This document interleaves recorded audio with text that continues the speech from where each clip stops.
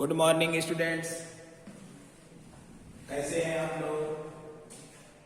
उम्मीद है आप सब अच्छे से होंगे। जैसा कि हम लोग पिछले लेक्चर नंबर 4 में क्या देखा? Total internal reflection. Total internal reflection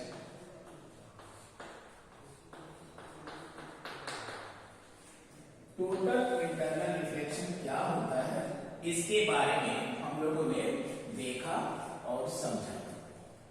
किसी को किसी प्रकार की दिक्कत हो वो कमेंट सेक्शन में जाकर के अपना परेशानी बता सकता है। उसका डिस्कशन हम नेक्स्ट लेक्चर में करने की कोशिश करेंगे और पूरी कोशिश हमारी रहेगी कि आपको हम अच्छी तरह से समझा सकें। तो टोटल इंटरनल रिफ्लेक्शन में क्रिटिकल एंगल की बात हुई थी कि क्रिटिकल एंगल क्या होता है। तो क्रिटिकल एंगल एक एंगल ऑफ इंसिडेंस होता है जिस पर अगर रे ऑफ लाइट को डाला जाएगा तो वो क्या करती है, 90 डिग्री पर रिफ्लेक्ट हो जाती है, यानी वो सरफेस के खिलाफ रिफ्लेक्ट हो जाती है। जब भी एंगल ऑफ इंसिडेंस हमको निकालना रहता है तो कैसे निकालते हैं? नॉर्मल देखते हैं उस पॉइंट पे और देख लेते हैं कि वो नॉर्मल से इंसिडेंट रे कितना एंगल बना रहे हैं। तो इस एंगल को ही क्या करते हैं? Angle of incidence. क्योंकि बार बार रे ऑप्टिक्स में हम लोगों को एंगल ऑफ इंसिडेंस की जरूरत पड़ेगी। तो उस केस में हम लोग क्या देखेंगे कि मान लीजिए ये हमारा सरफेस है, S1 की the given surface separating two medium number 1, medium number 2, और suppose that this is the denser medium और this is the rare medium. तो दो मीडियम, मान लो कि हमें इस पॉइंट पे क्या निकालना है, एक रे को इंसिडेंट करा दिया और ये अगर इंसिडेंट हो गई तो इस पॉइंट पर पहला काम होगा कि अगर एंगल ऑफ इंसिडेंस हमको पता करना है तो यहां पर क्या करेंगे, एक नॉर्मल ड्रा करेंगे।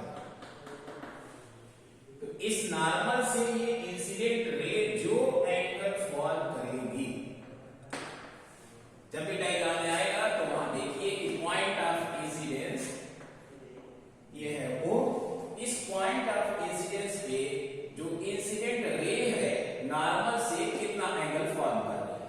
जो एंगल फॉर्म करेगी उसी एंगल को क्या बोलेंगे? Angle of incidence. इसके बाद आएगा एंगल ऑफ रिफ्रैक्शन। तो एंगल ऑफ रिफ्रैक्शन कैसे पता करते हैं? ये रे है, कहां से जा रही है? डेंसर से रेयर। तो क्या करेगी? इट विल बेंड्स, ये इसका ओरिजिनल डायरेक्शन हुआ, bends away from the normal. ये हमारा नॉर्मल है, इस नॉर्मल से क्या करेगी? अवे हो जाएगी। तो इस प्रकार से ये रिफ्लेक्ट हो गई। तो क्या पता करना है? Angle of refraction. तो एंगल ऑफ रिफ्रैक्शन कैसे पता करेंगे? इस रिफ्रैक्टेड रे का इस नॉर्मल से जो एंगल बना हुआ, इस एंगल को क्या कहेंगे? Angle of refraction. तो अगर इनका नाम हम रख दें AO और ये इसका नाम रख दिया OA, नॉर्मल का नाम रख दिया MN1, तो इस AO को क्या बोलेंगे? Incident ray. OB को क्या बोलेंगे? रिफ्रैक्टेड रे। तो incident ray, refracted, incident ray और रिफ्रैक्टेड रे का पता चल गया। तो इस एंगल ऑफ इंसिडेंस और एंगल ऑफ रिफ्रैक्शन को हम पता कर सकते हैं। कैसे पता करेंगे? इस इंसिडेंट रे का नॉर्मल के बीच के एंगल को एंगल ऑफ इंसिडेंस कहेंगे और रिफ्रैक्टेड रे और नॉर्मल के बीच के एंगल को क्या कहेंगे? Angle of reflection. तो अपने डायग्राम में ये सब चीजें जरूर हम देख लेंगे। और नॉर्मल जैसे कि प्लेन सरफेस है तो इससे 90 डिग्री पे जो भी लाइन होगी वो क्या होगी? Normal at point O। और मान लीजिए कोई कर्व सरफेस है, कोई कर्व सरफेस है, ये हमने केस नंबर 1 में कैसे एंगल ऑफ इंसिडेंस और कैसे एंगल ऑफ रिफ्लेक्शन ऑब्टेन करते हैं उसको हमने डिस्कस किया। अब डायग्राम नंबर 2 में क्या है? एक कोई कर्व सरफेस हमने ले लिया और इस कर्व सरफेस का एक पॉइंट ले लें, मान लीजिए ये पॉइंट है हमारा P, इस पॉइंट पे नॉर्मल ड्रा करना चाहते हैं, वो कैसे ड्रा करेंगे? तो पहले हम इसका सेंटर पता करेंगे और इस सेंटर से मान लीजिए इसका सेंटर जो है वो C है, तो इस सेंटर से इस पॉइंट को जो लाइन मिलाएंगे वो लाइन क्या होगी? This line will be perpendicular to the surface at point P। कि अगर यहाँ पर टेंजेंट ड्रा कर ले तो यहाँ से कितना एंगल बनाएगी? 90 डिग्री। और जब भी नॉर्मल होता है वो क्या बनाता है? उस सरफेस से परपेंडिकुलर होता है 90 डिग्री।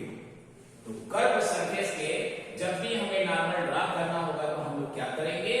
इस सेंटर को उस गिवन पॉइंट से, जिस पॉइंट पर हमें नॉर्मल ड्रा करना है, क्या करेंगे? मिला देंगे। तो ये जो लाइन मिलेगी CP, कौन सी लाइन? ये लाइन CP, ये क्या हो जाएगी?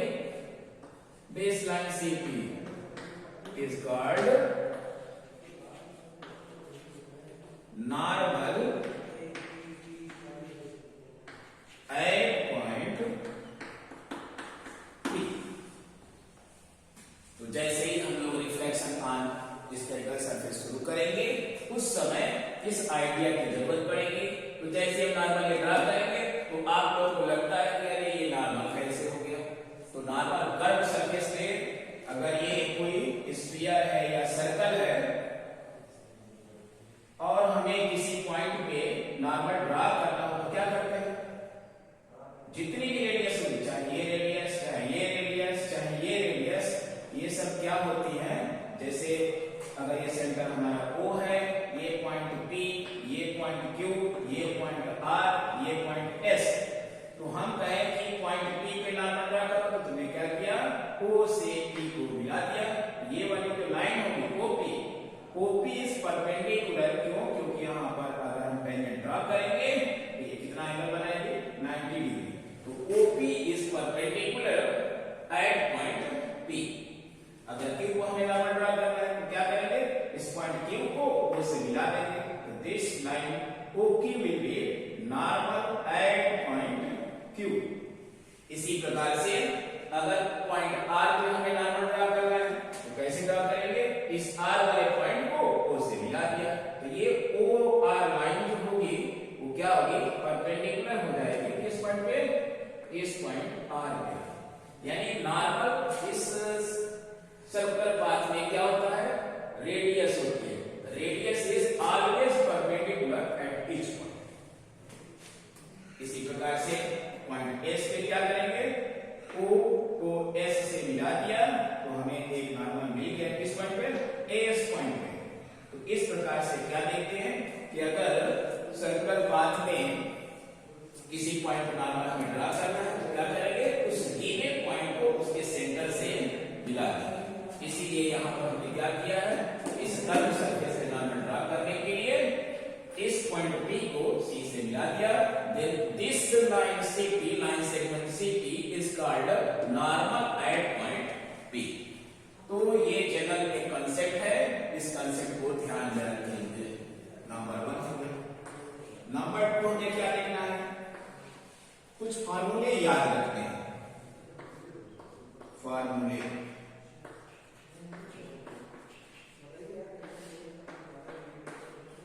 फार्मूला क्या याद रखना है? कि स्नेल्स राशि को जानते हैं 1 and 2 that is equal to absolute refractive index of second medium with respect to absolute refractive index of second medium upon absolute refractive index of first medium, or that is equal to sin I upon sin R। एक formula ये याद रखेंगे। फार्मूले में number 1, number 2 भी याद रखेंगे। कुछ ट्रिग्नोमेट्रिकल रिजल्ट है क्या? कि number 1 sin theta that is approximately equal to theta. मगर ये रिजल्ट हमेशा ट्रू नहीं है। कब ट्रू है? when theta is very very small, very very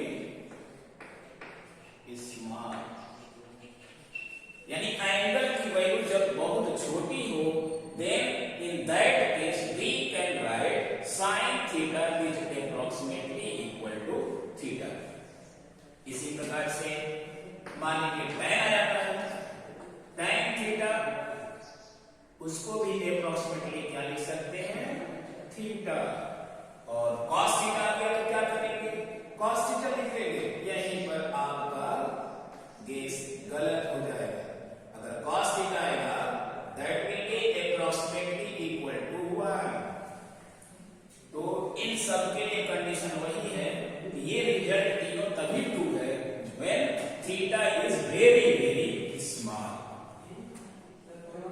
theta की वैल्यू क्या हो, बहुत छोटी हो, उसी केस में हमारा ये रिजल्ट लागू होगा। और हम लोग जब अभी डेरिवेशन करेंगे तो ये result tan theta is approximately equal to theta वाला यूज करेंगे। इसलिए इस बेसिक आइडिया को भी ध्यान में रखेंगे। तो ये फार्मूला नंबर 1, फार्मूला नंबर 2 और फार्मूला 3 क्या है इसको ध्यान में, पहले ये डायग्राम को सुझा देते हैं। वीडियो को पॉज कर लीजिए, इतना नोट कर लिया। कुछ लोग अभी सो रहे होंगे, भाई रजाई से बाहर निकलिए और कॉपी पेन लेकर के बैठ जाइए और लिखना शुरू करिए। ये सब बेसिक चीजें हैं, अगर ये शुरू में आपको समझ में आ गई तो ये रे ऑप्टिक्स और ऑप्टिकल इंस्ट्रूमेंट बहुत ही इजी तरीके से आपको समझ में आ जाएगा। कुछ ज्योमेट्री है, कुछ ट्रिग्नोमेट्री है। ये स्नेल्स लॉ बार बार आएगा, इसको आप लोग क्या कहते हैं, स्नेल्स लॉ। इस स्नेल्स लॉ को बिल्कुल याद कर लीजिए। एक जो है रेशियो के फॉर्म में और ये है रेशियो किसका, साइन आई और साइन आर का। ये 1 and 2 और इसमें बात ध्यान रखना होता है कि फर्स्ट मीडियम किसको बोलेंगे, first medium is that medium in which ray is incident, यानी जहां से रे चलेगी उस मीडियम को क्या कहेंगे, फर्स्ट मीडियम। और रिफ्रैक्शन के पश्चात वो जिस मीडियम में जाती है उसको क्या कहते हैं, सेकेंड मीडियम। तो ये फार्मूला लगाने के वक्त ध्यान रखेंगे कि हमारी रे कहां से जा रही है, मीडियम 1 से 2 में जा रही है। तब जब मीडियम 1 से 2 में जाएगी तो क्या लिखेंगे, 1 and 2। मगर मीडियम नंबर 2 से मीडियम नंबर 1 में जा रही है तो सभी क्या लिखेंगे, 2 and 1। उसी के करस्पॉन्डिंग एंगल का भी ध्यान रखेंगे। पता चला कि 1 and 2, 2 and 1 सब लिख लिया और एंगल का ध्यान नहीं रखे। जैसा कि यहाँ देखते हैं कि अगर 1 and 2 हमें लिखना है तो हमने इस आई एंगल को कहां देखा, मीडियम नंबर 1 में। देख लीजिए मीडियम नंबर 1 में एंगल आई फॉर्म हुआ और ये जो एंगल आर है कहां पर फॉर्म हुआ है, मीडियम नंबर 2 में। तो ये फार्मूला जरूर ध्यान रखिए कि जब भी हम 1 and 2 लिख रहे हैं ये एंगल आई कहां पर फॉर्म हुआ है, ये एंगल आर कहां पे फॉर्म हुआ है। 1 and 2 equal to sine i upon sine r. क्योंकि कभी रे मीडियम 1 से 2 में जाएगी, कभी कभी क्या होगा 2 से 1 में जाएगी। तो जब 2 से 1 में जाएगी तो जब 2 में जो एंगल फॉर्म होगा वो हो जाएगा आई और 1 वाला एंगल वो हो जाएगा आर, यानी एंगल ऑफ रिफ्रैक्शन हो जाएगा। नंबर 3 लिखिए, फार्मूला में फार्मूला नंबर 3। तो ये तो ट्रिग्नोमेट्री का रिजल्ट है, ये स्नेल्स लॉ है। अब लिखेंगे कुछ ज्योमेट्री के रिजल्ट। Number 3 bye geometry. हमसे ना पूछिए भाई, जाइए वैसे ज्योमेट्री भी जी से है और मेरा नाम भी जी से है। क्या है, गजेंद्र सर। तो जी से मतलब geometry, not Gajendra sir. By geometry. और आप लोग चैनल को सब्सक्राइब कर लीजिए ताकि आपको नोटिफिकेशन जो है तुरंत वीडियो अपलोड करते ही मिल जाए। बाय ज्योमेट्री क्या लिखेंगे, जो एक्सटर्नल एंगल होता है, external angle is equal to the sum of two interior angles. External angle is equal to the sum of two interior angles. ये ज्योमेट्री से हम लोग जानते हैं। डायग्राम हम बना देते हैं। डायग्राम मान लीजिए ये हमारा एक ट्रायंगल गिवन है। ये इस ट्रायंगल में किसी को भी भाई बनाने के लिए नाम रखना पड़ता है। इसी तरह हमने इस ट्रायंगल का नाम ए बी सी रख दिया। इसमें 3 एंगल दिखाई दे रहा है। ये this is angle A, this is angle B और this is angle C. Exterior angle अगर हमको ऑब्टेन करना होता है तो क्या करते हैं, कोई भी एंगल 2 साइड से मिलकर बना होता है। चाहे एंगल ए हो, एंगल बी हो, एंगल सी हो। एंगल ए किस साइड से साइड ए बी और ए सी से। एंगल भी कैसे फॉर्म हुआ है, साइड बी सी और साइड बी ए के बीच में। एंगल सी कहां फॉर्म हुआ है, साइड सी बी और सी ए के बीच में। यानी एंगल जब भी फॉर्म होगा, कहां पे फॉर्म होगा, जब दो लाइन किसी पॉइंट पर मीट करती है, then they form an angle.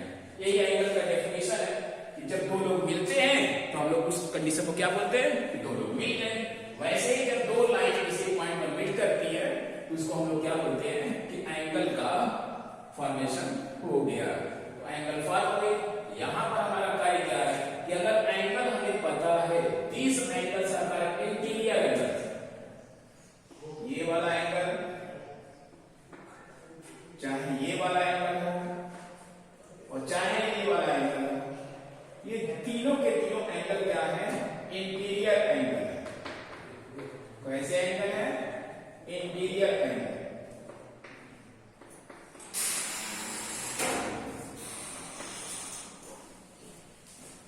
ये भी क्या है, इंटीरियर एंगल है। तो अगर इंटीरियर एंगल का कोई एक्सटीरियर एंगल हमें फाइंड करना है तो क्या करेंगे, इन दोनों साइड में से किसी भी साइड को बाहर की ओर बढ़ा देंगे। मान लीजिए कि हमको एंगल सी का एक्सटीरियर एंगल फाइंड करना है, हमने इसको मिटा दिया क्योंकि हमें एंगल सी का क्या करना है, एक्सटीरियर एंगल फाइंड करना है। और सी को हमने थोड़ा सा नीचे लिख दिया ताकि हम इसके साइड को आगे प्रोड्यूस कर सके। तो हम इस साइड बीसी को आगे की ओर प्रोड्यूस करेंगे। अब ये देखिए आगे बढ़ गया। तो ये जो प्रोड्यूस्ड साइड है इसको सी डैश यानी सी को बढ़ा करके हमने सी डैश पे पहुंचा दिया। तो ये जो एंगल बना हुआ है ये वाला, दिस एंगल इज कॉल्ड, अगर इस एंगल को हम थीटा डिनोट कर देंगे तो this angle theta is called exterior angle of C, not of A, not of B. A और बी का एक्सटीरियर एंगल नहीं है, क्या है, एंगल सी का एक्सटीरियर एंगल है। तो कैसे ऑपरेट करेंगे, कोई एसी को बढ़ा सकता है, कोई क्या कर सकता है, बीसी को बढ़ा सकता है। हमने बीसी को बढ़ा दिया ताकि ये दोनों इक्वल एंगल आएंगे। ऐसा नहीं है कि हम अगर एसी को प्रोड्यूस करें तो दूसरा एंगल मिलेगा और बीसी को प्रोड्यूस करेंगे तो दूसरा एंगल। अगर ये exterior angle theta equal to 60 degree ना, तो इसको भी प्रोड्यूस करेंगे तो 60 डिग्री ही मिलेगा। तो एक कंसेप्ट बना लीजिए, जब भी एक्सटीरियर एंगल फाइंड करना हो तो क्या करते हैं, उसके दोनों साइड में से एक साइड को क्या करते हैं, आगे की ओर प्रोड्यूस कर देते हैं। तो ये प्रोड्यूस्ड साइड जो है इसके रिमेनिंग साइड से जो एंगल बनाएगा, हमने इस साइड को प्रोड्यूस किया था, तो ये जो रिमेनिंग साइड है इससे जो एंगल बनेगा बाहर की ओर, उस एंगल को हम क्या करते हैं, exterior angle of C, exterior angle of C. इस एंगल सी का क्या हो गया, ये थीटा क्या हो गया, एक्सटीरियर एंगल हो गया। तो रिलेशन क्या बोलता है by geometry, exterior angle equal to some